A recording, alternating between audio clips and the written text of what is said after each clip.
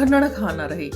इहो हिकु सिंधी पहाको आहे। जय झूलेलाल, मां माया वसंदाणी इन सिंधी पहाके जो मतिलबु तव्हांखे ॿुधाए रही आहियां। कोढ़ियो कुतो खनण खां न रहे, इन जो मतिलबु आहे आदत सां मजबूर हुजणु। घणेई माण्हू ॾिसंदा आहियो जिन जी जेका आदत हूंदी आहे उहे उहो करे करे ई रहंदा आहिनि, भले तव्हां उन्हनि खे केतिरो बि रोकियो।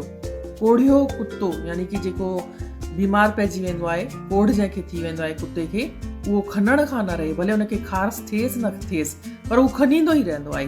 तीअं ई जिन जी जेका आदत हूंदी आहे उहे कमु करे करे ई रहंदा आहिनि, भले तव्हां उन्हनि खे केतिरो बि सम्झायो, ॿुधायो, टोकियो, चओ, लेकिन उहे मञींदा कान्हनि। उहे एतिरी आदत सां मजबूर थी वेंदा आहिनि जे उहे केतिरो बि सम्झाइण खां पोइ बि करे करे ई रहंदा आहिनि।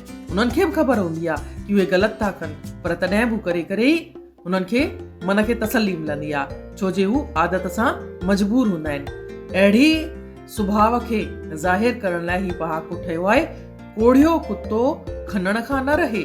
मां सम्झां थी तव्हांखे इन पहाके जो मतिलबु सम्झ में अची वियो हूंदो। जय झूलेलाल।